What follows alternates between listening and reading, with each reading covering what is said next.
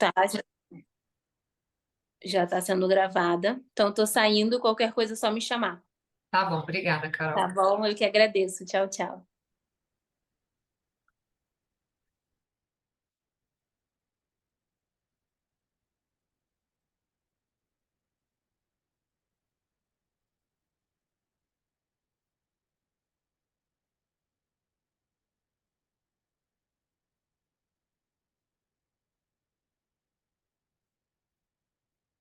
Comecei ainda que eu estou procurando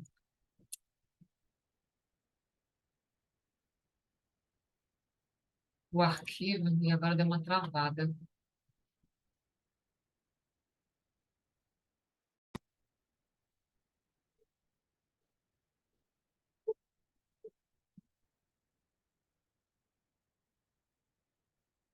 Ih, travou.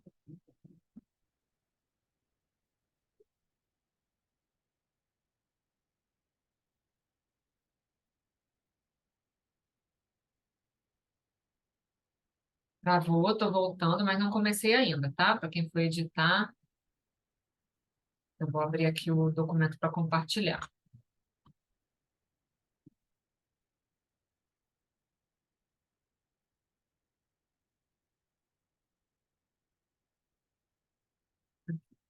Sete de março.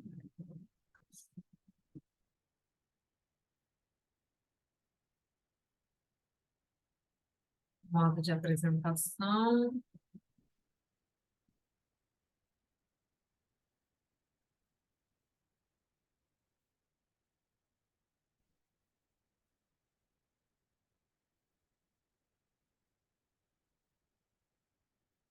Ó, peraí, gente.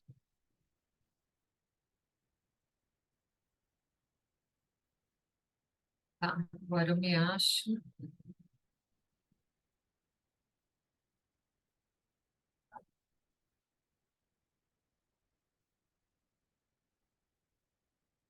Bom dia, boa tarde ou boa noite, queridos concurseiros. Não sei a hora que vocês estão assistindo esse vídeo. Hoje é um tema que eu gosto muito, fui incumbida desse tema, que eu gosto, é, e que é desafiador falar desse tema em uma hora, né? Que é o regime dos contratos administrativos na Lei 14.133, né? Então, o que que a gente vai fazer aqui? A gente vai tratar das principais alterações, né, que foram trazidas em relação especificamente aos contratos administrativos na Lei 14.133, alguns itens que eu considerei mais importantes, a gente vai dar uma aprofundada, e outros itens eu vou sugerir depois que vocês, se não tiverem essas aulas aprofundadas no curso Trevo, né, porque eu não tenho certeza se vocês vão ter, que vocês busquem outras fontes, principalmente para quem realmente vai estudar PGE Rio, PGE São Paulo, né? Procuradorias cujos doutrinadores, né, mais influentes na área de direito público gostam, né, de licitações e contratos e considerando que é uma lei nova, né? Quer dizer, é uma lei de 2021, mas que apenas agora tornou-se obrigatória, né, com a não renovação da medida provisória, né, que estendeu o prazo de vigência da Lei 8.666. Então, agora que está todo mundo correndo atrás, e, portanto, mesmo que não tenham sido muitos concursos, eu dei uma pesquisada, né, que não tenham sido muitos concursos que já tenham abordado os temas, né, principalmente em questões discursivas, mas por isso mesmo eu acredito que pode ser um tema que vai começar a ser um pouco mais cobrado nas provas de procuradoria, tá? Todas as procuradorias lidam, claro, muito com licitações e contratos. Então, sem mais delongas, eu vou olhar de vez em quando assim para as duas telas, porque eu estou com os slides na minha segunda tela, tá bom? Para quem não me conhece, sou procuradora do município de Niterói desde 2015, atuei na Secretaria de Transporte do Estado desde 2012, fui residente na PGE Rio, fui residente na UERJ. Então, essa área de licitações e contratos, eu estou há mais de 10 anos, 11, 12 anos, lidando com licitações e contratos. Vamos lá, eu trouxe aqui para vocês inicialmente uma visão geral. Eu não sei se eu estou sendo. Eu estou compartilhando com vocês, então eu estou pequenininha, né? Eu sou, enfim, não. Ah, eu acho que não compartilhei, peraí. Acho que agora eu estou compartilhando com vocês, desculpa. Então, aqui está a minha apresentação do tema, né? E eu trouxe aqui, então, nas duas primeiras telas, uma visão geral, tá? Para a gente entender a quantidade de coisas que foram alteradas, com profundidade ou não, né? Ah, costuma-se falar muito, já devem ter ouvido falar, né, que as alterações da Lei 14.133 não foram muito disruptivas, etc., que a gente tem que, por mais que se tenha havido, por mais que tenha havido uma reprodução de da maioria dos elementos previstos na Lei 8.666, e incorporação de jurisprudência do TCU, etc., na parte de contratos, a gente tem considerado que houve grandes avanços, tá?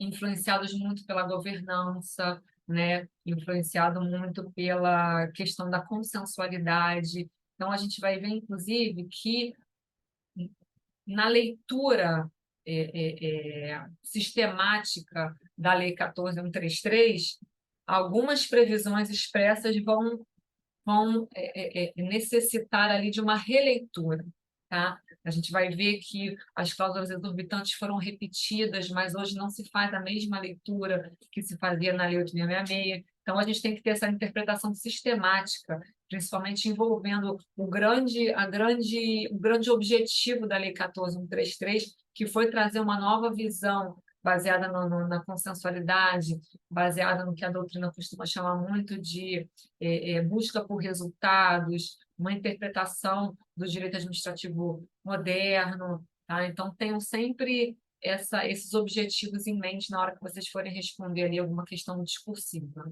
né? Então, quais são as principais novidades que eu trouxe nos contratos administrativos da Lei 14.133?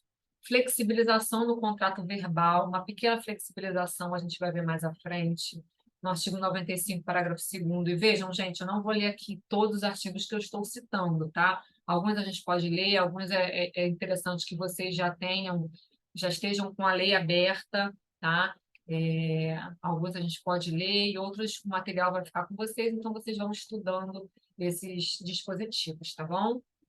Segunda, celebração eletrônica de contratos administrativos, prazos para a publicação dos extratos dos contratos e aditivos no Portal Nacional de Contratações Públicas. Então, vejam que o Portal Nacional de Contratações Públicas, se vocês não estudaram, vão estudar, é uma das principais ferramentas que os doutrinadores chamam muita atenção da Lei 14.133, porque além de trazer o princípio da publicidade com mais enfoque, né, com mais foco, ele permite um controle maior também por todos os órgãos e pela sociedade, permite uma troca de informações dos entes públicos, tá? Outra alteração, possibilidade de previsão de matriz de riscos, que era uma ideia prevista para contratos de concessão, veio então para todos os tipos de contrato, claro que dependendo da regulamentação. Duração do contrato agora desvinculada do exercício orçamentário, aumento da duração dos contratos, né, do prazo de vigência e adequação às naturezas dos objetos, tipicidade das infrações e redução da discricionariedade administrativa na aplicação de sanção ao contratado, contrato de eficiência, né? Até achei interessante que eu estava vendo outro dia. A gente nunca para de estudar, né, gente? Então, eu estava vendo um vídeo sobre Ai, agora como é que é o nome dele? Ah, esqueci o nome agora, um professor mais antigo, e aí ele é o único que eu vi, contratos de eficientização. Eu falei, gente, o pessoal gosta de inventar outro nome, né? Para vender artigo, vender livro. Contratos de eficiência, remuneração variável, que é vinculada ao desempenho do contratado, isso é muito interessante. Agente de contratação, que é uma figura nova, vocês têm uma aula específica. maior importância, né, maiores atribuições e responsabilidades aos fiscais do contrato, seguro garantia de 30%, com cláusula de retomada, vamos ver mais à frente, a ideia de governança nas contratações, né, com maior responsabilidade ao gestor público, maiores responsabilidades aos fiscais e gestores, já coloquei ali em cima, novidades importantes no regime de pagamento, inovações no tratamento da extinção dos contratos, trouxe ali de forma expressa, que não estava, né, na Lei 866, a questão da possibilidade de utilização dos métodos alternativos de solução de conflitos. Isso foi até um objeto de questão discursiva que eu bolei para vocês. Espero que todos tenham lido o espelho. As respostas foram ótimas, mas o espelho dá uma, é, uma maior base né, de conhecimento, fontes, tá? Então, essas são as principais novidades que eu trouxe aqui para vocês. Então, quais são as etapas para a formalização do contrato administrativo? A Aline Paola que criou essas etapas, né? A primeira vai ser a convocação do licitante, ou, se for o caso, uma seleção de contratação direta, né? Ele vai ser convocado para assinar o contrato, tá? Então, o prazo de vinculação ou de validade da proposta deve estar expresso no edital, 90 dias, 60 dias, 120 dias. Há consequências para o desatendimento à convocação, né? Algumas sanções, penalidades, podendo haver a perda da garantia da proposta. Tá? A segunda etapa vem, então, a celebração, né? O agente público tem que efetuar consultas a cadastros e certidões, está previsto lá no artigo 91, parágrafo 4º, e vai, então, ser assinado efetivamente o contrato. O contrato vai ser juntado aos autos do processo administrativo, posteriormente havendo a divulgação, como dissemos atrás, no PNCP, que, de acordo com a nova lei, é a condição indispensável de eficácia do contrato, exceto em casos de urgência, em que os efeitos podem começar antes e a publicação do extrato do edital ser feita posteriormente, tá? Então, eu botei ali já para vocês uma previsão importante do artigo 94, parágrafo 3º da lei. No caso de obras, a administração divulgará em sítio eletrônico oficial, em até 25 dias úteis após a assinatura do contrato, os quantitativos e os preços unitários e totais que contratar, e em até 45 dias úteis após a conclusão do contrato, os quantitativos executados e os preços praticados. Vejam que é uma previsão completamente nova, que vai ao encontro do princípio da publicidade, da possibilidade de controle, né, pelos órgãos externos ou pela sociedade, do que está sendo executado. Há uma preocupação nessa lei, principalmente com as obras paralisadas. A gente vê isso no 94, parágrafo 3º, a gente vê isso no seguro garantia com cláusula de retomada. Há uma preocupação tremenda com os gastos públicos envolvidos, né? Gastos de desperdício, na verdade, né? Com desperdício de recursos públicos na paralisação de obras, e não só a paralisação, mas aditivos, né? Que eram cada vez mais frequentes, em que a gente pode observar a efetivação de jogo de planilha, em que se observa, às vezes, aditivos de 25%, 50%, 60%, 70%, 100%, 200%, com base na excepcionalidade, e agora com isso previsto, né, e publicado, né, com esses quantitativos publicados, o controle pode ser maior. O contrato verbal, ele continua permanecendo nulo, né? Mas também continuam as exceções, tá? O artigo 95, parágrafo 2º, vai dizer para a gente que para a compra de serviços de até 10 mil, 10 mil? De até 10 mil reais, que já está atualizado em 11.981,20. Agora as atualizações são anuais, tá? Então, para essas compras de serviços de até 10 mil ou R$ 11.981,20, não há necessidade de celebrar um contrato formal, né? Então, aqui ficam algumas observações, porque, de acordo com o 95, parágrafo 2º, a redação é um pouco diferente da que estava prevista na Lei 8666. Então, alguns artigos a gente encontra questionando qual foi a intenção do legislador em retirar a parte final, não prevendo que seria em regime de adiantamento, né, ou de suprimento de fundos, que está previsto na Lei 4.320.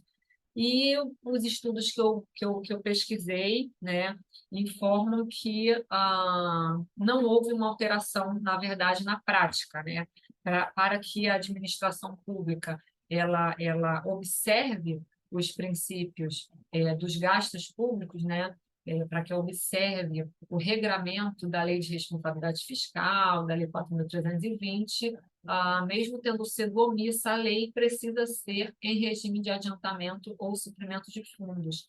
E isso não significa que essas contratações podem ser corriqueiras. Então, qualquer compra e serviço de até 10 mil, de até 11 mil, 12 mil reais, eu não preciso fazer? Não, não é isso. Tá? Por isso, essa preocupação com essa interpretação do artigo 95, parágrafo 2º. Tá? O, o regime de suprimento de fundos é um regime excepcional, tá? Então, não se trata de contratação direta, é uma excepcionalidade. Quando não houver possibilidade da administração, observar o regime normal de contratação pela licitação ou pela contratação direta, aí sim eu posso utilizar essa exceção, tá? Então, como eu coloquei ali para vocês, o limite para a utilização de recursos pelo regime de suprimento de fundos não é definido para cada objeto contratual, com 6 a mais, mas para situações em que não seja possível adotar o processo normal de aplicação dos recursos públicos. Não é necessário considerar a soma dos objetos que têm a mesma natureza, como aquela questão da contratação direta, tá? Do fracionamento, da vedação ao fracionamento da despesa, tá? Mas é indevida a aquisição fracionada de bens pelo regime de suprimento de fundos quando for possível adotar o regime normal de aplicação, tá? Aqui embaixo eu coloquei para vocês um julgado do TCU, constitui infração grave utilizar o regime de suprimento de fundos em razão de falhas de planejamento de contratações regulares precedidas de licitação ou procedimento de contratação direta, como já decidiu o TCU, abre aspas, a concessão de suprimento de fundos para pagamento de despesas rotineiras e não eventuais, associada à falta de planejamento nas aquisições, além de contrariar o artigo 45 do Decreto 93.872/86 e a jurisprudência do TCU, permite a compra do material de forma indevidamente fracionada em desobediência à lei de licitações e contratos. Tá? Outras novidades da Lei 14.133. A dispensa do contrato escrito, que no artigo 95 vem assim disposto. O instrumento de contrato é obrigatório, já era assim no 866, salvo nas seguintes hipóteses em que a administração poderá substituí-lo por outro instrumento hábil, como carta-contrato, nota de empenho de despesa, autorização de compra ou ordem de execução de serviço. Inciso 1, que é a novidade, nas dispensas de licitação em razão de valor, tá? Não é mais obrigatório um instrumento contratual, tá? Pode ser feito um mero empenho, autorização, ordem de execução de serviço, a OS, a famosa OS, tá? Essa é a grande novidade. E o segundo, de toda forma, né, mantido, compras com entrega imediata e integral dos bens adquiridos, dos quais não resultem obrigações futuras, inclusive quanto à assistência técnica, independentemente desse valor, do seu valor. Ou seja, quando eu vou comprar, quando a administração vai comprar, vai efetuar compras com entrega imediata e integral e não há obrigações futuras, nem assistência técnica, eu posso substituir o contrato por esses outros instrumentos. Tem que tomar cuidado com essa pegadinha da assistência técnica, tá? Outra novidade é o artigo 91, parágrafo 3º. Deixa eu só tentar... Ixi, passar o... Aqui, passar para cá. Eu quero ler a lei com vocês um pouquinho, e aí eu quero passar o... Aqui, vou dar minha tela, tá?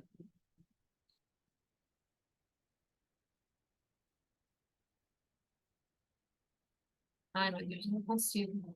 Ele vai lá para o outro...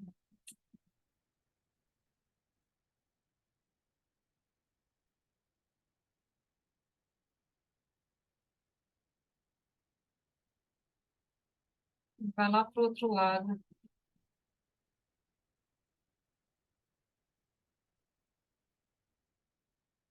Né?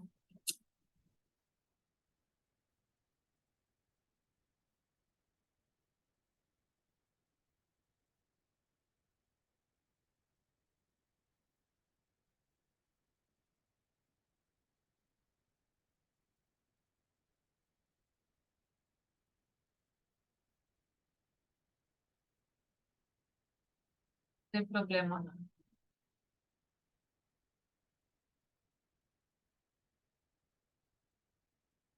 Ah, consegui passar de... Acho que eu consegui mudar de tela.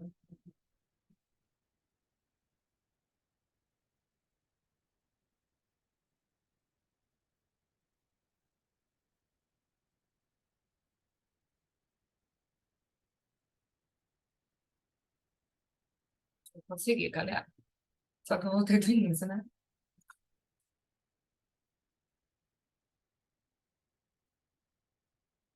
Tá, paramos aqui. Então, vamos dar uma olhadinha lá no 91, parágrafo terceiro, já que ele é novo. Os contratos e seus aditamentos terão forma escrita e serão juntados ao processo, etc. Parágrafo terceiro. Será admitida a forma eletrônica na celebração de contratos e temas aditivos, atendidas as exigências previstas em regulamento, tá? Então, precisa de regulamentação. É, E aí eu trago para vocês a primeira discussão interessante, digamos assim, né? A questão dos contratos privados da administração, né? Aí vocês já devem também saber de cor e salteado, é, a diferença clássica que se fazia entre os contratos administrativos, em que a administração se vale do seu ius imperi e baseado no princípio da supremacia do interesse público, é prevista ali cláusulas exorbitantes, etc. E, de outro lado, os contratos privados da administração, em que ela se despe desse patamar, né? E atua em pé de igualdade, um pouco mais de igualdade, né, com o setor privado, principalmente nos contratos em que a administração pública é a contratada, né? Ah, essa questão, de toda forma, ela vinha na Lei 8.666, expressamente, né, previsto no artigo 62, parágrafo terceiro da Lei 8.666, deixa eu só botar aqui para vocês verem como é que ela vinha prevista, né? Artigo 62.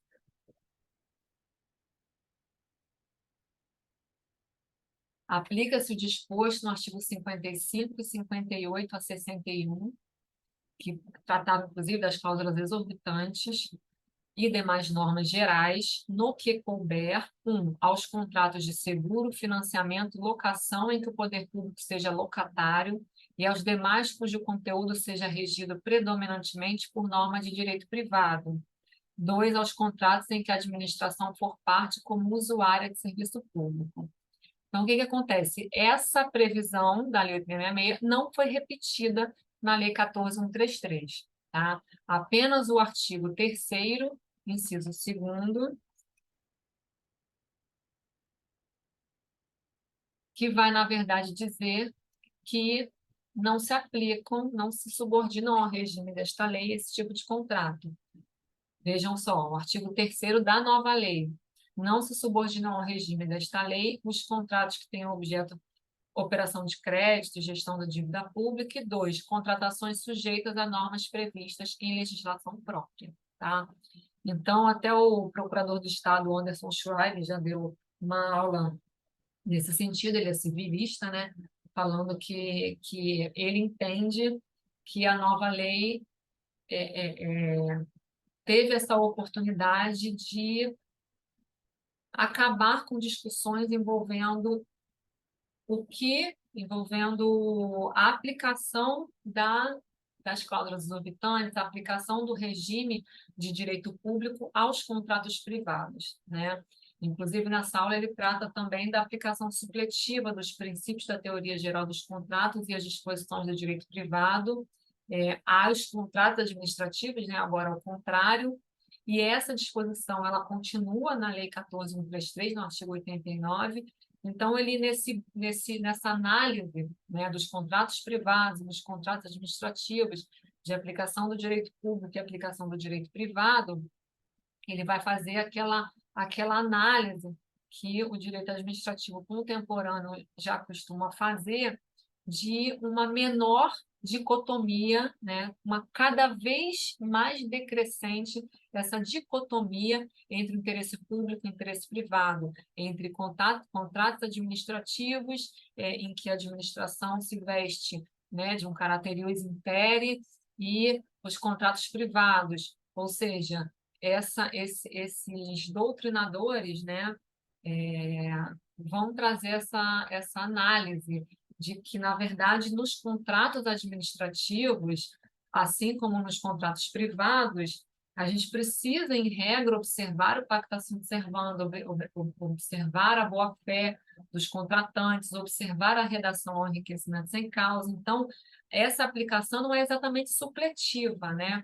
Essa aplicação é integral, porém a forma de aplicação é que é diferenciada, né? Ela é proporcional ali à importância do interesse em jogo naquele contrato administrativo, né? Mas realmente está cada vez mais havendo uma releitura da presença do ius imperi, da presença das cláusulas exorbitantes nos contratos administrativos.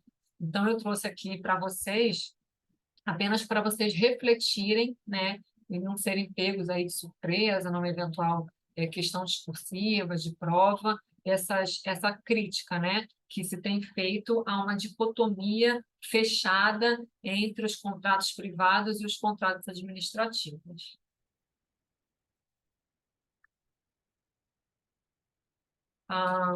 Outra questão importante que eu ainda trouxe no item de formalização é a cláusula de matriz de alocação de riscos, né? Em primeiro lugar, é importante que vocês tenham noção, essa aula é muito importante para servidores, mas é importante que vocês, de repente, conheçam um pouco a diferença de mapa de riscos e matriz de riscos para não se confundirem numa questão objetiva, porque agora são duas expressões que estão na lei, né? E tem provas em que o pessoal gosta de fazer pegadinha na prova objetiva, né? Então, é importante vocês saberem esses conceitos, né?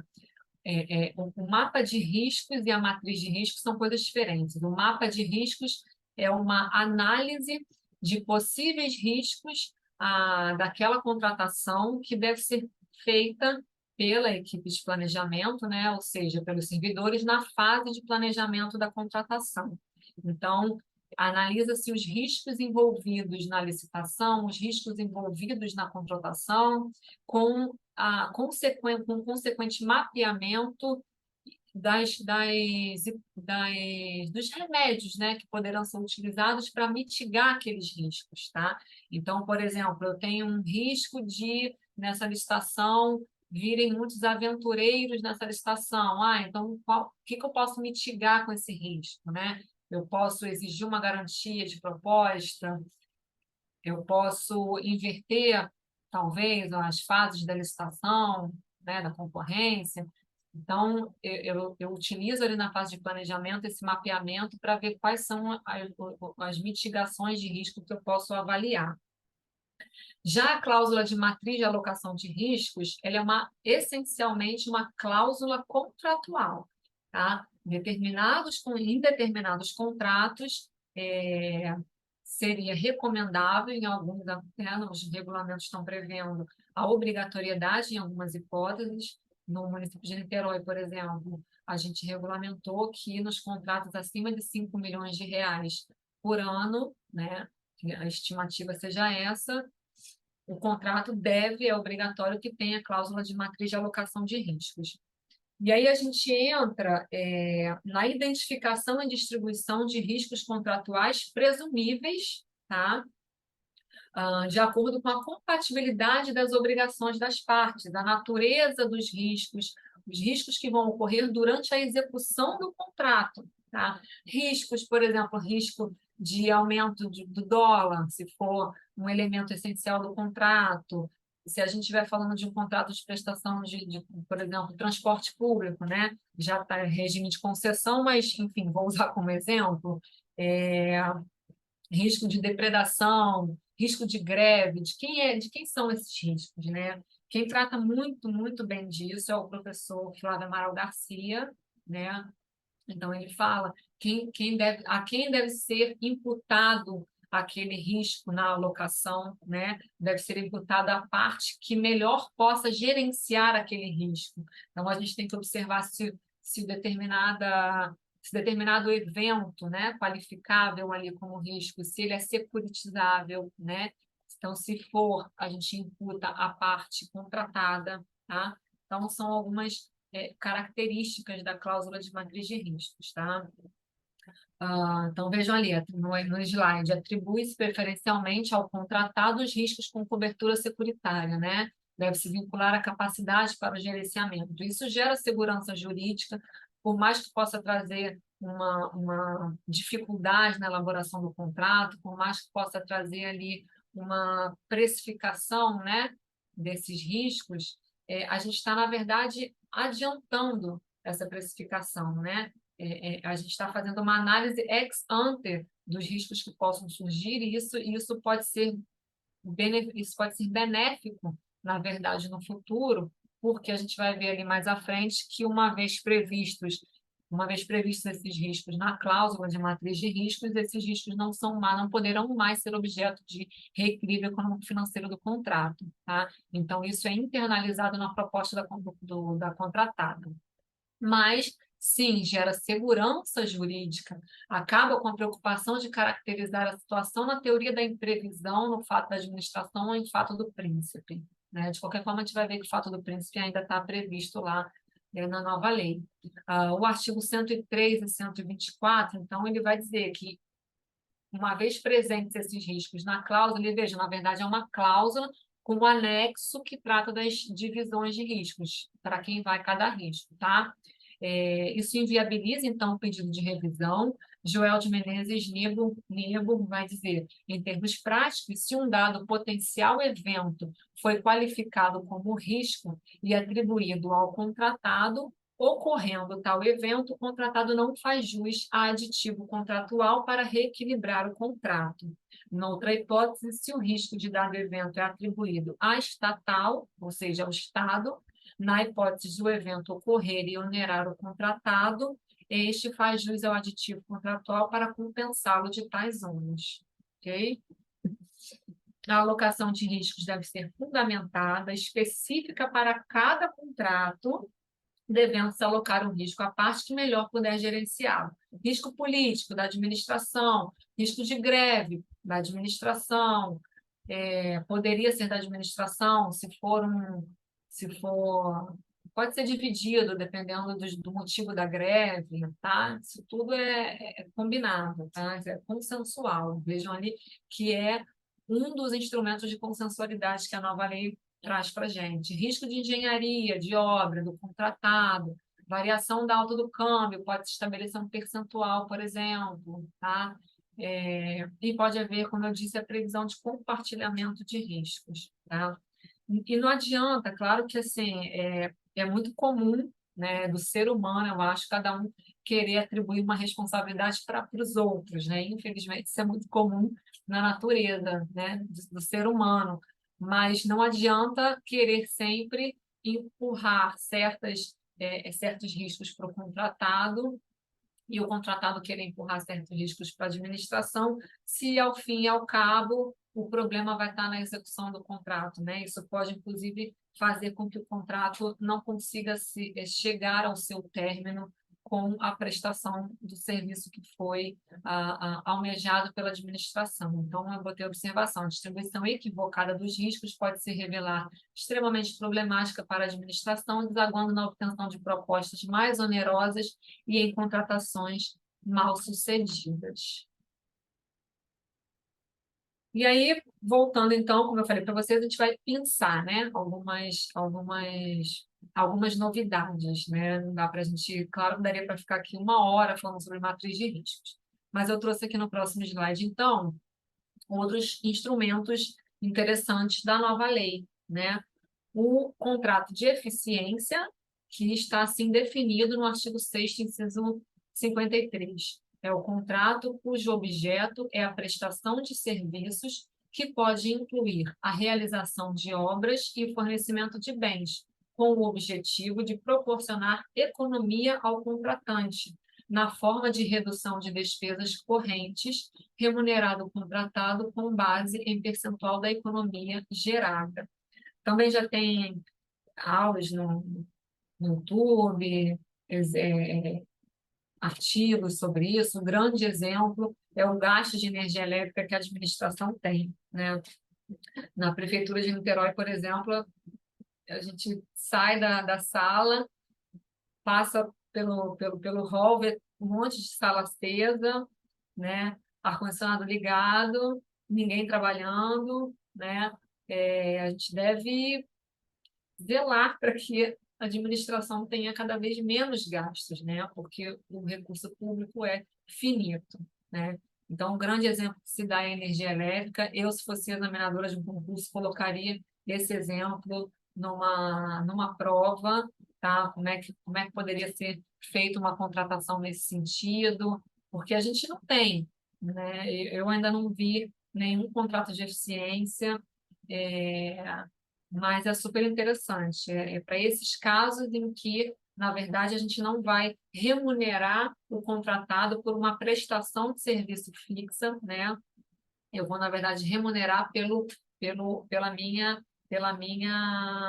economia, né? Por isso que na lei 8.666, na lei 14.133, é previsto, então, que exclusivamente para os contratos de eficiência, a licitação vai ter como critério de julgamento o maior retorno econômico. Nesse caso, seria a maior economia para a administração, né? Então, vocês devem ler lá as especificidades sobre esse contrato de eficiência, tá? Na lei, a lei traz ali algumas especificidades, como é que tem que ser a proposta, a administração vai ter que fornecer os dados necessários, né, para que o contratado consiga mensurar uma economia, tá? E a licitação vai ser pelo maior retorno econômico, maior economia, ou seja, as propostas vão ser analisadas de acordo com quem oferecer maior ou menor desconto, né? Estimativa de desconto sobre aquela despesa corrente da administração. E a lei prevê também, de alguma forma um pouco genérica, os contratos de receita, tá? Na verdade, eles já vinham sendo celebrados pela administração, tá? Não, enfim, com esse nome, mas a inovação, eu até costumo dizer que tanto no setor privado como agora no setor público, me parece que quem tem mais criatividade vai se sobrepor ao mercado, também ao mercado público, porque a nova lei ela traz ali diversos instrumentos que poderiam ser utilizados no caso concreto, e quem tiver maior criatividade vai sobressair no setor público também. Então, no município de Niterói, por exemplo, nós já tínhamos a gestão da folha de pagamentos, né? Tanto que a gente fazia o pregão negativo, também não estava previsto na lei do pregão, mas os tribunais de contas já aceitavam, que é o pregão em que o menor preço, o critério de julgamento menor preço, seria invertido, né? É justamente o maior retorno econômico. A gestão da folha de pagamentos dos servidores, ela gera muitos benefícios para a entidade contratada, né, para a entidade financeira, que pode oferecer empréstimos, que oferece cartão, não sei o quê, né, cartão de crédito, oferece diversos benefícios aos servidores, então vence, né, vence a licitação o licitante que apresentar o maior valor a ser pago para a administração. Tá? Mas o grande exemplo da Lei 14.133, que costuma ser citado, de contrato de receita, é concessão de uso de espaço em bens imóveis públicos para exercício de determinada atividade econômica, que também já era feito nas administrações. Tá? Então, se eu tenho, por exemplo, um prédio, né, um prédio público, um equipamento público, e eu cedo uma parte desse equipamento para uma agência bancária, eu cedo uma parte desse equipamento para uma lanchonete, por exemplo. Na verdade, quem está oferindo receita decorrente desse contrato não é o contratado, é a administração, né? É uma espécie de locação, mas a gente utiliza no direito administrativo a cessão ou a concessão de uso de bem público, tá? E aí, esses dois tipos de contrato, o contrato de eficiência e o contrato de receita, eles vão poder ter, de acordo com a Lei 14.133, o prazo inicial de duração de até 10 anos ou até 35 anos, se houver investimentos por parte do privado, né? Até 10 anos, se não houver investimento, até 35 anos, se houver investimentos. Eu espero que vocês não peguem nenhuma prova objetiva sobre prazos, porque nem eu decorei ainda, gente. Outra novidade da Lei 14.133 é a remuneração variável, né? Essa remuneração variável ela é super interessante para que a gente pare de tratar, para que a administração pare de tratar o contratado como aquele mero executor de um serviço, né? E sem que haja efetivamente uma fiscalização sobre os resultados que se pretendiam ter com aquela licitação, né? Infelizmente, para quem trabalha já no serviço público como eu, percebe que não há fiscalização adequada, né? E não fiscalização só de descumprimento de cláusulas, descumprimento de obrigações, né? Não há mesmo uma preocupação, desde a fase de planejamento até a fase de fiscalização da execução do objeto contratual, não há uma preocupação com a eficiência, né? Não há uma preocupação em se verificar se as licitações dos anos anteriores, né, foram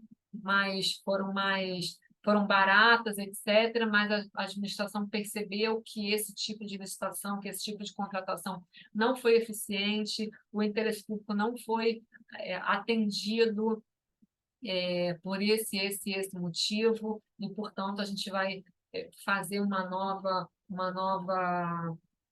modelagem, digamos assim, né? Então, não há nem esse incentivo para que o contratado seja eficiente, né? Os contratos não trazem nenhum incentivo para que o contratado seja eficiente, ele só quer ali cumprir as obrigações, passar o tempo e receber o valor que foi combinado no contrato, né? E aí a remuneração variável que veio na noção do RDC e da lei das estatais, ela vem numa boa hora, vinculada então à performance, ao desempenho do contratado com base em metas, padrões de qualidade, critérios de sustentabilidade ambiental, por exemplo, né, se for o caso, prazos de entrega definidos no edital e no contrato, metas que ultrapassem as obrigações mínimas para a boa execução contratual, gerando um acréscimo percentual na remuneração mensal. Tá?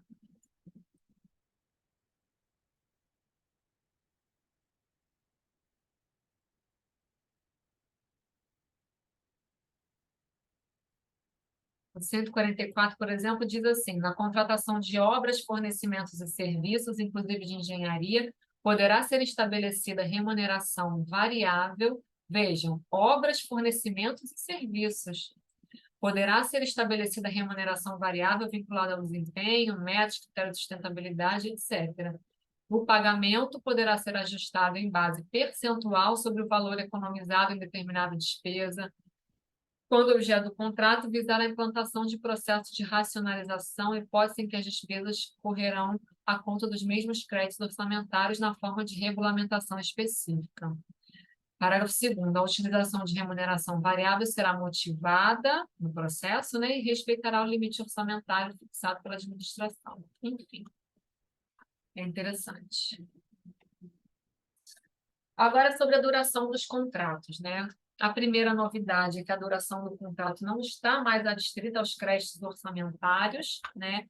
Então, quando a lei 8666 falava especificamente a duração dos contratos está adstrita à vigência dos créditos orçamentários. Já havia uma discussão, porque se eu fosse fazer um contrato, se eu fosse fazer um contrato em setembro, por exemplo, a interpretação literal, né, do artigo da 8666, eu não lembro, eu acho que é o 57, a duração dos contratos, 57, ficará adstrita à vigência dos respectivos créditos orçamentários, exceto... Então, se eu fosse ao pé da letra, eu fazendo um contrato em setembro, ele só poderia ter duração de 3 meses. Setembro, outubro, novembro, dezembro, 4 meses. E isso inviabilizaria o planejamento, né, da administração e começou-se desde cedo a interpretar esse artigo como anualidade, né, como anual, o TCU indo a um ponto desse entendimento. Então, passou-se a interpretar o artigo 57 como a duração dos contratos em regra de até 12 meses. Tá? E agora não é mais assim, né? Agora a duração do contrato ela depende basicamente da complexidade, né? Do objeto. Tá? Quais são os requisitos? O prazo deve ser fixado no edital, disponibilização prévia de créditos orçamentários no início do contrato e em cada exercício, tá? E previsão no plano plurianual quando a contratação ultrapassar um exercício financeiro.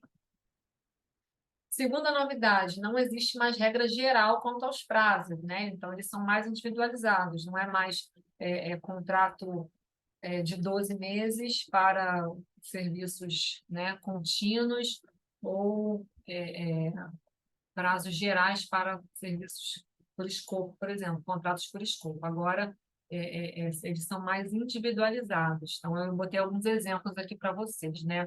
O artigo 106 vai dizer que os contratos de serviço e fornecimento contínuos, vejam que também a Lei 8666 só previa para contratos de serviços, mas a doutrina já interpretava que de fornecimento também poderia ser contínuo, tá? Então, contratos de serviço e fornecimento contínuos podem ter prazo de vigência inicial de 5 anos, sendo 10 anos o limite. E esse 106 já começou sendo super criticado, né? Porque ele traz alguns requisitos não muito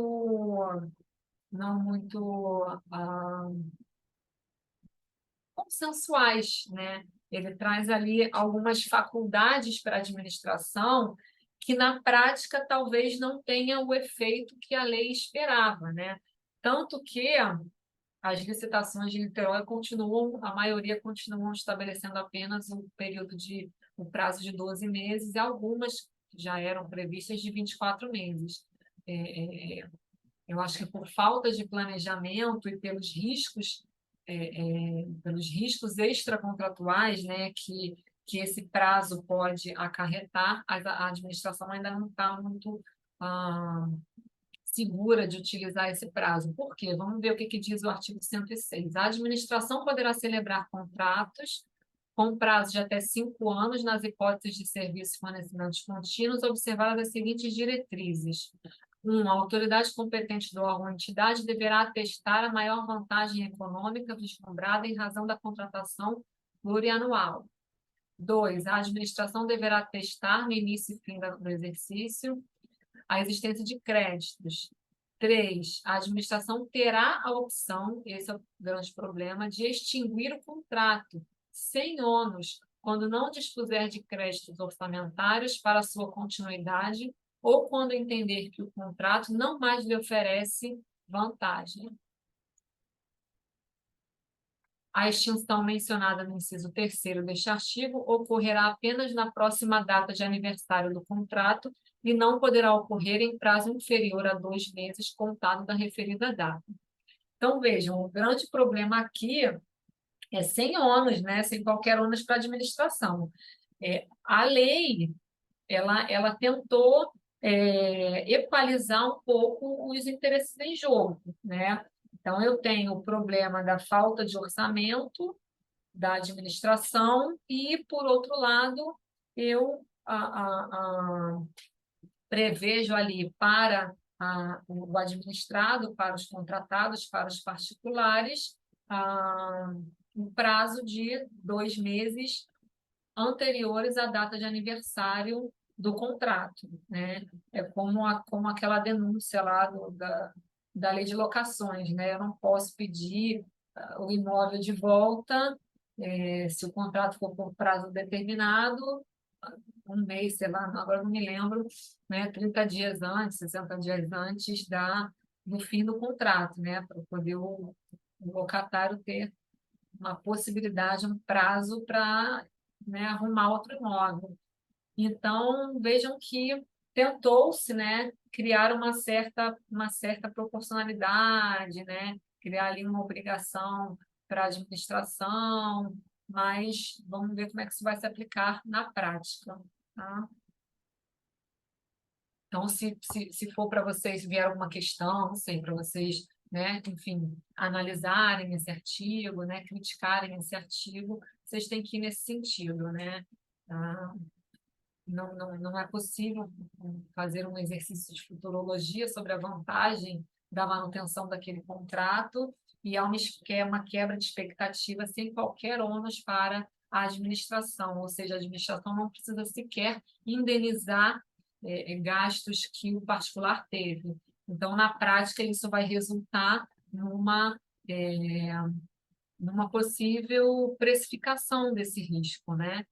Desse risco para o contratado. Tá? Então, vejam que sem uma maturidade, pode ser que, e sem uma justificativa, né, sem uma história, uma maturidade da administração, a mera inserção de um prazo mais alargado, de um prazo de 5 anos para alguns serviços, pode trazer propostas mais caras para a administração, né, mais onerosas. O artigo 107 vai tratar da prorrogação, tá? Então, é até 5 anos, né? 5 anos sendo 10 anos o limite, então pode ser prorrogado por até 10 anos, né? O artigo diz respeitada a vigência máxima decenal, desde que haja previsão em edital e a autoridade competente ateste as condições em que os preços permanecem vantajosos, permitida a negociação com o contratado. Esse permitida a negociação com o contratado, nós temos entendido que há um dever de negociação, né? Observem que as palavras deverá, as palavras poderá, preferencial, diretriz, né, que aparecem na lei 14.133, os doutrinadores já têm entendido que essas palavras elas devem ser interpretadas como comandos que induzem o administrador a apresentar uma justificativa para a sua não utilização, tá? Não é um cheque em branco. Vamos lá que o tempo é curto. Duração dos contratos, então, existem prazos especiais, que eu já comentei com vocês. Os contratos por escopo podem ser prorrogados de forma automática, tá? De toda forma, na doutrina do Rio de Janeiro, já se defende que é indicada a celebração de um termo aditivo caso haja uma alteração do cronograma, por exemplo, tá? De realização daquele escopo, daquele objeto, ou pelo menos um apostilamento para que haja ali um registro, uma, né, previsão de segurança jurídica e publicidade. Tá? Terceira novidade, a possibilidade excepcional de contrato por prazo indeterminado, nos casos em que a administração for usuária de serviço público operado em regime de monopólio, como os Correios. Já era, inclusive, objeto de enunciado da Procuradoria-Geral do Estado do Rio, né? Não faz muito sentido para esses contratos, como exemplo, o Correio, né? Em que serviço postal é um serviço monopolizado, não todos os serviços de entrega, né? De acordo com a STF, enfim, mas não faz muito sentido você ficar de ano em ano prorrogando aquele contrato. Quarta novidade é um período de cura entre a licitação e o início do contrato. Era muito comum nos contratos administrativos, a administração prevê apenas ali 12 meses para, assim, enfim, 24 meses para a realização de uma obra, 12 meses para a realização de uma obra. E aí você ter ali 1, 2, 3 meses para alguns procedimentos previamente necessários, como licenças, liberação do espaço, e aí vinha um pedido de prorrogação com base nessa justificativa, e a gente tinha que abordar se a justificativa não estava condizente com um motivo superveniente, então foi falha de planejamento, e aí a prorrogação ela impediu uma isonomia na participação da licitação, porque outros contratados que tinham noção de que 12 meses não era um prazo razoável não participaram. Então, vejam que essa discussão que havia antigamente, ela é solucionada quando a nova lei diz que há um período entre a licitação e o início do contrato, e após essas providências, pode começar a valer, né, a vigência do contrato. Então, o artigo diz o seguinte: de acordo com as peculiaridades do objeto e regime de execução, o contrato conterá cláusula que preveja período antecedente à expedição da ordem de serviço para verificação de pendências, liberação de áreas ou adoção de outras providências cabíveis para a regularidade do início da execução. Na parte de alterações contratuais, foi mantida a diferença entre alteração unilateral e alteração bilateral, né? A alteração unilateral é uma das cláusulas exorbitantes, né? Uma das prerrogativas da administração pública, e entre alteração qualitativa e alteração quantitativa. Quantitativa apenas aumento ou diminuição de itens previamente definidos no edital, né? E aqui a Lei 14.133 ela perdeu a oportunidade de sanar uma controvérsia que já existia sobre os limites de 25% e 50% que eram previstos no artigo 75 da 8666, né? Porque a lei falava em alteração quantitativa, não necessariamente com essa palavra, mas falava assim. E aí vinha o TCU, principalmente com a decisão 215 de 99, em que ela trazia ali as excepcionalidades para a alteração desse limite nas contratações, nas alterações qualitativas, né? Primeiro existia a divergência se deveria ou não a alteração qualitativa ser submetida a esse limite. A maioria da doutrina da jurisprudência entendia que sim, e a decisão 215 trazia um rol, né, de requisitos em que deveriam ser cumpridos pela administração para ultrapassar esses requisitos, né? Mas a lei não traz, então continua, enfim, essa divergência. No nosso decreto, por exemplo, do município de Niterói, a gente colocou expressamente isso, tá? No nosso regulamento, que a alteração qualitativa se submete aos mesmos limites e só pode ser ultrapassado esses limites se forem observados os requisitos da decisão 215, tá? De toda forma, na leitura da lei, vocês vão perceber que orientações da doutrina do TCU foram incorporadas ao texto, né?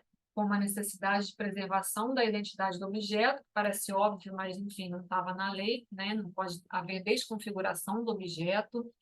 Aqui algumas coisas mais específicas, não acredito que seja questão de concurso, mas vale chamar atenção, que às vezes eu uso alguns slides também para outros servidores.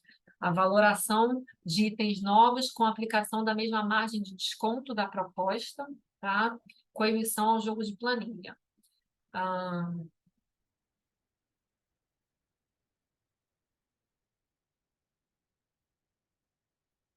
Voltando e avançando, né, na questão das alterações contratuais, o artigo 132 traz o termo aditivo é necessário para qualquer alteração, né, mas a gente já viu também que há exceções, tá? Não vai ser necessária a celebração de termo aditivo no caso do 132, parágrafo final, que diz assim: ah, formalização do termo aditivo é condição para execução pelo contratado das prestações determinadas pela administração no curso da execução do contrato, ou seja, o contratado não pode realizar pequenas alterações e vir pedir para pagar depois. Isso em obra era muito comum, sabe? Em serviços essenciais, tá? E aí o artigo 132 continua, salvo nos casos de justificada necessidade de antecipação de seus efeitos. Aí tem que demonstrar a urgência na realização daqueles objetos daqueles itens que não estavam previstos no contrato, e aí eu preciso mesmo fazer essa alteração qualitativa ou quantitativa e depois eu vou registrar no termo aditivo, tá? Então, ele fala, hipótese em que a formalização deverá ocorrer no prazo máximo de 1 mês, tá? O apostilamento já era previsto na lei 8.666, tá? Mas foi um pouco ampliado na Lei 14.133, no artigo 136. Vou deixar para vocês lerem, tá? No artigo 133, diz que é proibida a alteração de objeto nos regimes de contratação integrada e semi-integrada, são aquelas que transferem ao contratado a responsabilidade pela elaboração do projeto básico e ou do projeto executivo, tá? Porque se a responsabilidade pela elaboração do projeto básico ou do projeto executivo é da própria contratada, ou seja, a responsabilidade pelo planejamento é dela, depois, quando eu tiver a execução contratual, eu não posso dizer que houve um erro, né, no próprio planejamento e beneficiar aquela contratada. Tá? Então, nesses regimes, contratação integrada e contratação semi-integrada, é proibida a alteração do objeto. 124, parágrafo 1º, vai dizer que as alterações decorrentes de falhas de projeto ensejarão apuração de responsabilidade. Na verdade, isso veio com o intuito de chancelar a possibilidade de que alterações sejam efetuadas por questões de falha de planejamento, porque às vezes a consecução do interesse público precisa ser ali, o interesse público precisa ser atingido, né? O contrato precisa ser finalizado, mesmo que excepcionalmente não haja uma alteração superveniente, uma verificação de um motivo superveniente à apresentação da proposta, né, na licitação ou na contratação direta, e aí eu saio um pouco dessa necessidade de demonstração desse requisito para dizer não há uma superveniência né, um motivo superveniente, mas é necessário, essa alteração é necessária para que o objeto contratual seja finalizado, né, seja concretizado, mas, se decorrer de falha de planejamento, tem que haver essa apuração de responsabilidade. Nos pareceres, a gente já fazia essa orientação e agora está previsto na lei. A subcontratação, gente, teve uma grande modificação, tá? Eu vou trazer também só aqui alguns elementos, porque daria para ficar uns 30 minutos falando de subcontratação, mas eu tenho que correr um pouquinho aqui, que tem muitos slides, tá? A grande questão da subcontratação, eu acho que são duas grandes questões, tá? A primeira é que a lei tratou um pouco mais da subcontratação, mas ela não resolveu a questão de subcontratar, do que pode ser subcontratado, né? partes da obra do serviço ou fornecimento até o limite autorizado. Que limite é esse, né? Eu posso subcontratar a, a parte do núcleo duro, né, digamos assim, o núcleo duro do objeto, ou isso feriria o princípio da isonomia, o princípio da vinculação no instrumento convocatório, né? Porque a grande questão é, se eu subcontrato, ah, eu não dei oportunidade para que os mesmos licitantes que participaram daquela licitação pudessem apresentar empresas subcontratadas, por exemplo.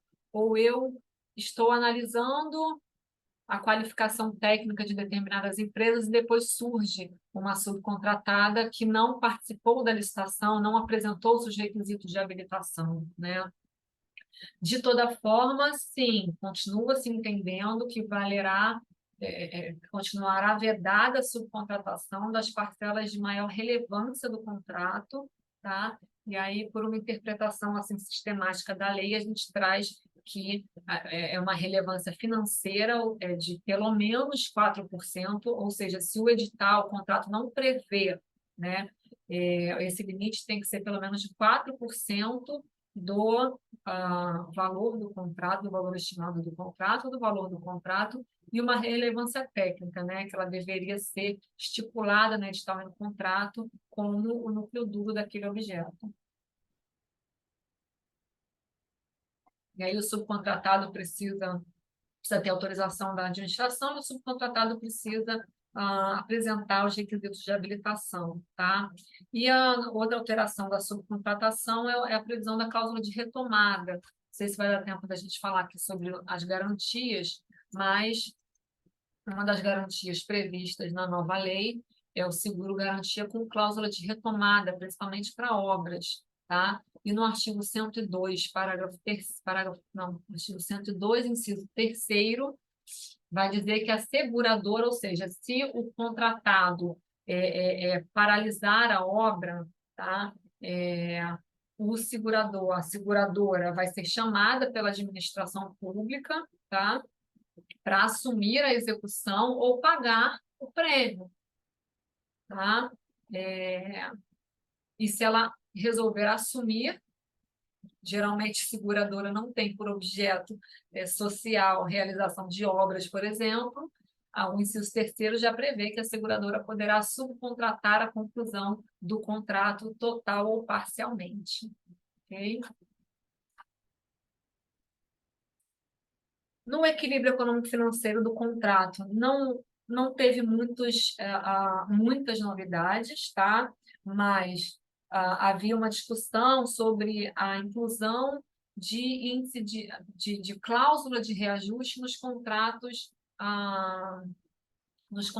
acima, com menos de 12 meses, né? Porque o reajuste, de acordo com a lei, esqueci o número agora, 10.900, não sei o quê, 10.192, a lei que tratou do Plano Real, ela falava que a anualidade, né, para o reajuste, que o reajuste seria devido após 12 meses, então a gente chama de anualidade, da data de apresentação da proposta ou do orçamento a que essa proposta se referia.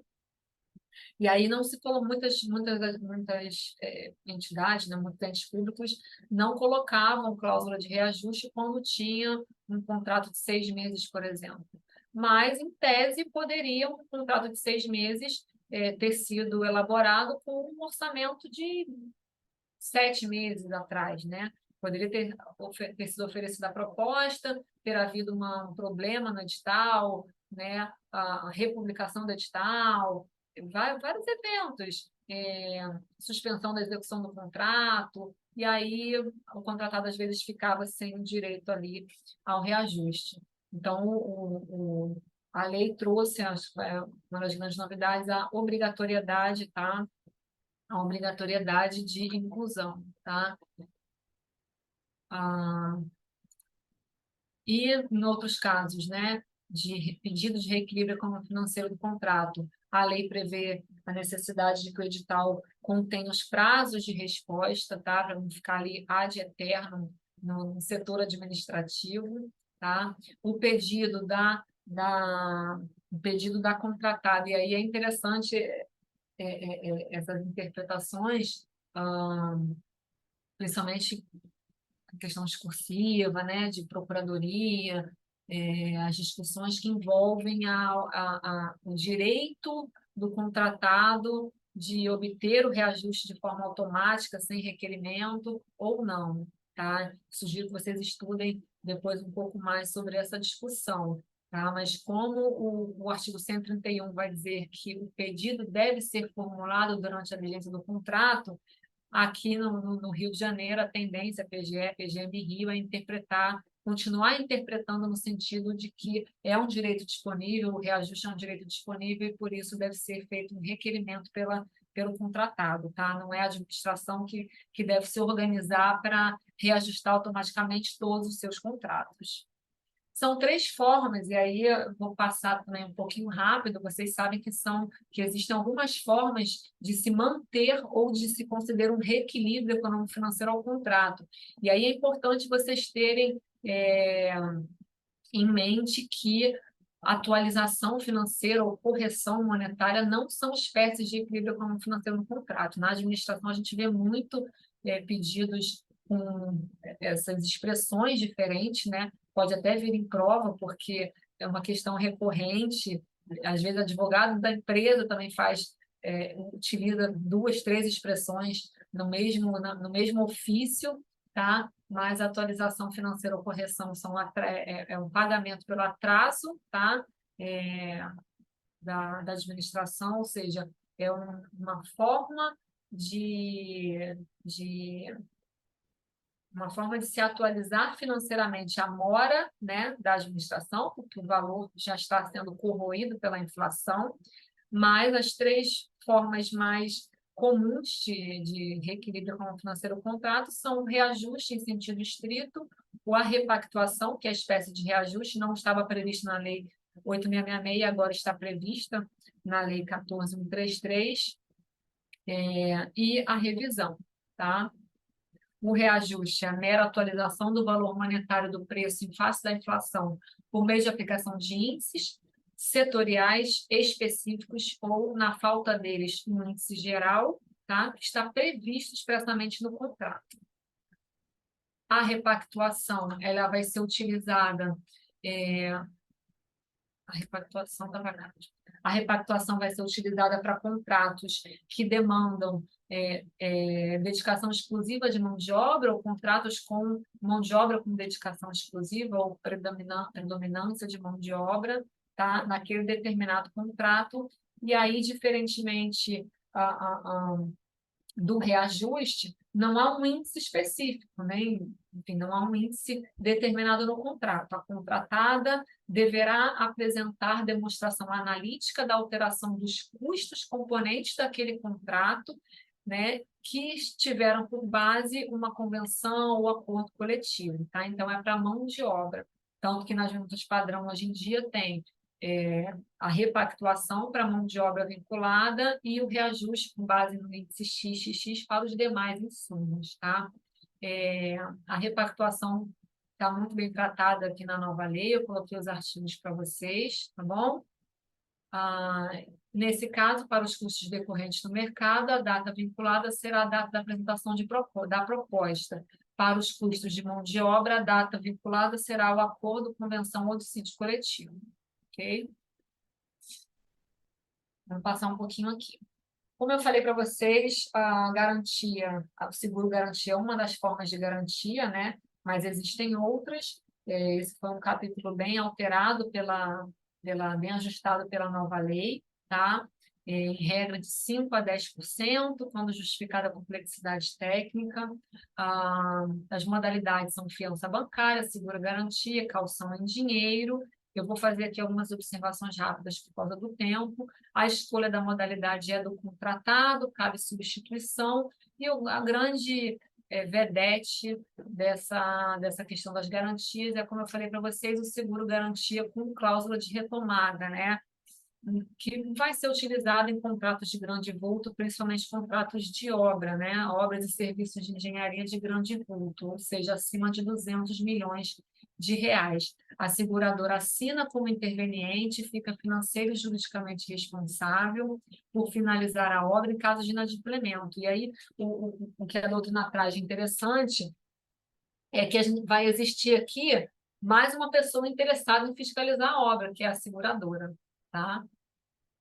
Como eu falei para vocês, pode encarecer a contratação e gerar reserva de mercado, tem que ser muito bem fundamentada. Nas sanções administrativas houve um maior rigor, tá?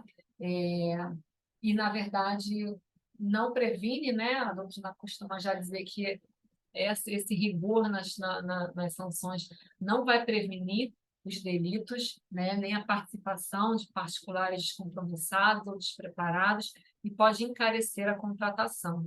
Mas é um resquício muito forte, né, do poder de polícia, das cláusulas exorbitantes, e a grande discussão que se tratava na doutrina de vanguarda, principalmente capitaneada ali pelo saudoso procurador do Estado do Rio de Janeiro, Diogo de Figueiredo Moreira Neto, que trouxe aquela teoria da dupla motivação, por mais que isso não tenha vindo, né, expressamente na lei 14.133, a doutrina continua criticando, né, a aplicação dessas sanções de forma acrítica, de forma não personalizada, tá? Então, essa é a grande questão que se coloca no caso da previsão e depois da aplicação ao caso concreto das sanções administrativas, tá? De toda forma, vamos ver o artigo 159, que é mais interessante. Os atos previstos como infrações administrativas nesta lei ou em outras leis de licitações e contratos da administração, que também sejam tipificados como atos lesivos na Lei 12.846 de 2013, né? De combate à corrupção, serão apurados e julgados conjuntamente nos mesmos autos, observando o rito procedimental, etc. Então, existe uma intenção de se provocar uma alteração de comportamento dos contratados e da administração. Vamos ver se isso vai ser levado ao cabo na prática, tá? Mas também a nova lei trouxe critérios para a reabilitação das empresas, e continuam, enfim, algumas críticas, né?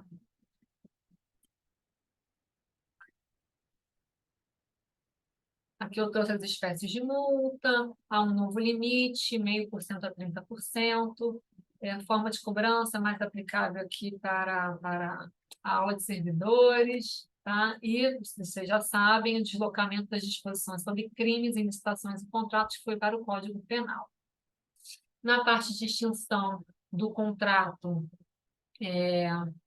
o artigo 138, né, prevê entrega do objeto, decurso do prazo, no caso de não haver prorrogação, rescisão ou denúncia, distrato, decisão arbitral ou judicial. A Lei 14.133 adotou uma nova nomenclatura para os casos de rescisão e resilição, passando a se referir à hipótese de extinção dos contratos, acabando com essa discussão do que é resilição, do que é resolução, do que é rescisão, que também na prática era muito mal abordado, tá? O artigo 137 vai trazer ali os motivos para a extinção, tá? Regulamento poderá especificar procedimentos e critérios. Claro, procedimentos é sempre matéria, não é norma geral, né, da União, são abertos ali a regulamentação pelos entes, tá? E a grande novidade ali foi o atraso de pagamento superior a 2 meses, que na antiga lei, né, na Lei 8.666, era previsto o prazo de 90 dias, né? Até 2 meses ou até 90 dias existia aquela discussão, ainda é previsto, né? A exceção a exception ao adimplente de contratos, né? Então, a,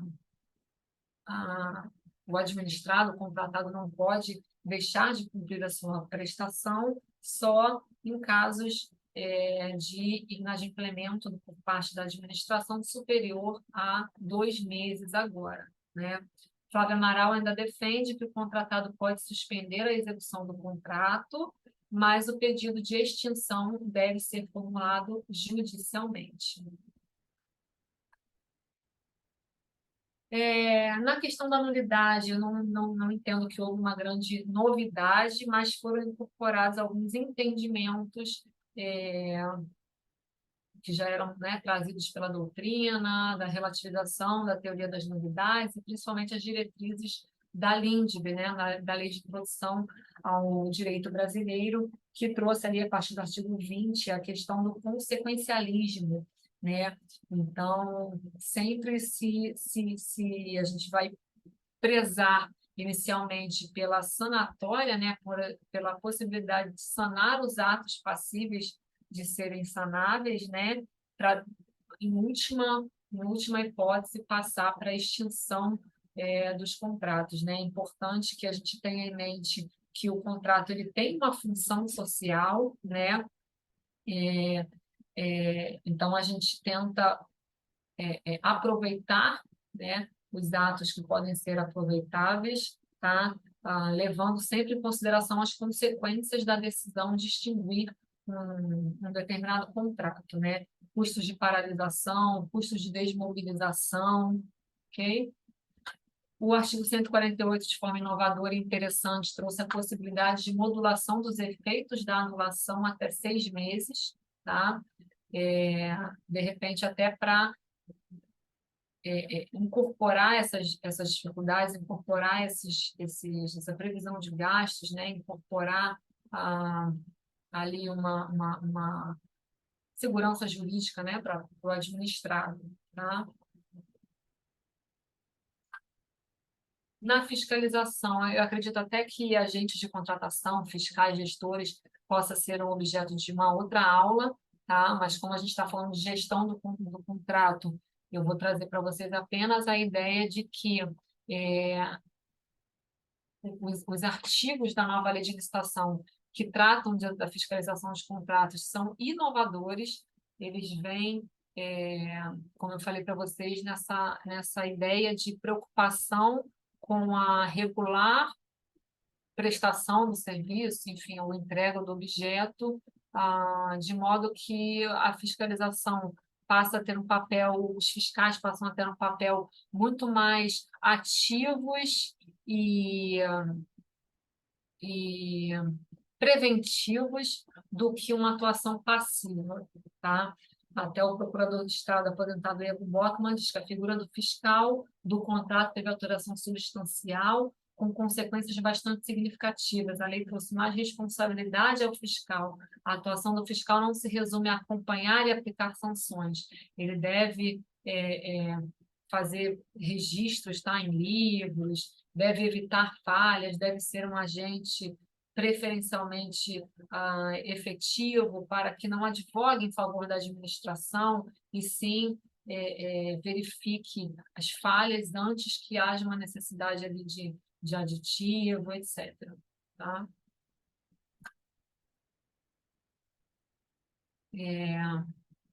Então, a lei trouxe também ali um dever de cooperação interorgânica, ou seja, a todo momento ela traz uma necessidade de que os órgãos conversem, tá? O fiscal podendo tirar dúvidas de outros órgãos, a procuradoria, tá? Contratação de terceiros, há sempre ali uma possibilidade de cooperação entre os órgãos da administração, tá? O artigo 169 vai tratar de gestão de riscos, como eu falei para vocês, muito ligado ali ao mapa de riscos, tá? Traz o controle interno, atuação do controle interno, uma das 3 linhas de defesa, tá? Observado o princípio da segregação de funções. E já nos encaminhando para o final, trazendo aqui uma apresentação também para vocês de temas que foram alterados na Lei 14.133, está a previsão expressa, né, agora na Lei 14.133, da possibilidade de que a administração se valha dos métodos alternativos, ou como alguns doutrinadores preferem utilizar, métodos mais adequados de prevenção e resolução de conflitos, ou seja, alternativos ao poder judiciário, né? Que são a conciliação e a medição como formas de autocomposição, em que a administração e o contratado vão tomar a decisão, né? e o Comitê de Resolução de Disputas, o Dispute Boards, e a arbitragem, que aí são heterocomposição, tá? A questão da arbitragem eu já trouxe para vocês uma questão discursiva, a questão da Comissão de Resolução de Disputas é bem também específico, tá? No município de Niterói, acredito que seja bem difícil, municípios vai ser bem difícil utilizar, mas o Estado do Rio de Janeiro, por exemplo, já tem um comitê de especialistas, tá? Já tem um CRD, Comitê de Resolução de Disputas. E aí, só para vocês terem uma noção do que eu percebi que já caiu em questão discursiva da nova lei de licitações. Tem uma de Niterói, mas não era exatamente de contratos, então, sobre contratos, eu achei essa. Disserte a respeito da matriz de alocação de risco em contratos administrativos e sobre o que vem a significar tal expressão e seus elementos. A resposta deverá tratar ao menos dos seguintes assuntos: exame de sua constitucionalidade, constitucional, baseado no princípio da consensualidade, no princípio da eficiência, que é um princípio, né, constitucional, qual sua finalidade e efeitos práticos, né, tratamos um pouco aqui, seu exame à luz da teoria das áreas, ou seja, não preciso mais me deter à área extraordinária quando o risco estiver previsto nessa cláusula. A fundamentação deve descartar questões político-ideológicas e se focar exclusivamente no direito administrativo. Então, é isso. Eu trouxe aqui para vocês uma visão geral, né, do regime jurídico dos contratos administrativos na Lei 14.133. Alguns assuntos precisam ser aprofundados, principalmente para quem, enfim, passar para a segunda fase, passar para a fase oral. Espero que todos vocês, mas devido ao tempo que me foi concedido de 1 hora, eu espero ter contribuído para o estudo de vocês, tá? Fico à disposição. Se vocês não têm meu e-mail, é soraya.portela@pgm.niterói.rj.gov.br, tá bom? Bom estudo para todo mundo.